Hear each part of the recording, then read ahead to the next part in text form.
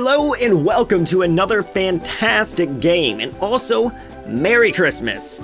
I couldn't think of a Christmas idea, so I did a SpongeBob review. Makes sense, right? But we are, like I stated, talking about the fourth and final game by the Heavy Iron Studios SpongeBob series. So let's take a look at SpongeBob Truth or Square and see if it can stand up to the other games in their series like Battle for Bikini Bottom and the SpongeBob movie games. So let's hop straight into it. Truth or Square really has nothing to do with the title, seeing as the story is about SpongeBob trying to find the secret formula since he's forgotten where he put it, and to remember he needs to get as happy as possible. So you must travel through as many of SpongeBob's happy memories as possible to try and help him remember where he put it. Sadly though, Plankton is using SpongeBob to find out where the formula is so he can steal it for himself. You'll first find yourself in the hub world, which is just SpongeBob's house. There are decorations scattered around the house that you can upgrade, and also an area to see unlockable art, cheat codes, and upgrade your health. And scattered around are displays for the happy items you'll find in the game. It's a bit upsetting though, seeing as the upgradable items in the house will do absolutely nothing for you besides the bathtub, which will allow you to get a few extra lives.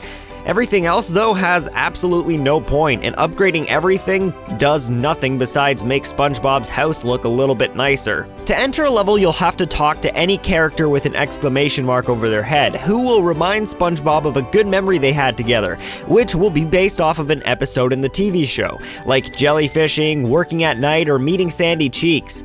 Each level is actually very well crafted, and you can really see the ties between the TV show and the levels they've created, especially the Santa Claus level and the Mermaid Man level. The one problem though is that all of these levels are kind of boring and linear, with no real exploration like Battle for Bikini Bottom, making each level kind of, well, boring at times, with it being platform from one area to the next and kill some guys until you get to the end and find the happy item.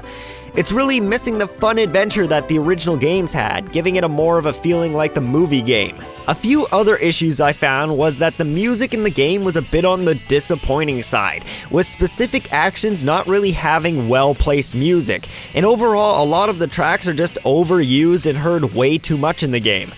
The other issue is the voice acting, which is really well done with all the actual actors, but some lines are repeated way too often, meaning you can hear SpongeBob say the same line like 5 times in a row while doing something specific. Also, making it so SpongeBob is the only playable character was a huge letdown to me. One thing I loved about the old games was being able to switch between all the different characters and use their special abilities to get to different areas to find more collectibles. This time, to find more collectibles, they put in a horrible backtracking idea to just extend the lifetime of the game, making you not able to collect other items till you came back and replayed the level again, making for a really annoying time to collect everything. And guess what you get for collecting all of the items? Nothing. There is no point to even collect these items after getting enough to unlock the bathroom. Also, can I just say, who locks a bathroom?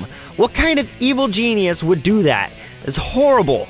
The gameplay though does sit very well, with the controls being spot on through the whole game, allowing for pinpoint platforming and some fun fighting enemies, even though most of the enemies kind of get repetitive.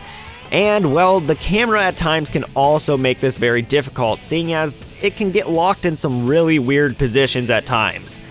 The other issue is that due to only having SpongeBob as a character, there isn't a lot of special moves, only giving you 3 moves that you can unlock pretty close to the start of the game. Truth or Square is really just a disappointing game overall, especially when you're comparing it to Heavy Iron's previous games in the series.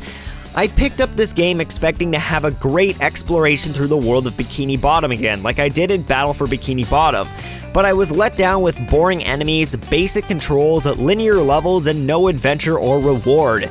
The only thing that Heavy Iron hit spot on with this game again was the multiple different references to the TV series, with plenty of small tidbits here and there for SpongeBob fans to notice. There are a lot of people who want Heavy Iron Studios to take the wheel again and make another fantastic SpongeBob game, but after seeing their last game in the entry, I kind of don't want them to pick the SpongeBob franchise back up.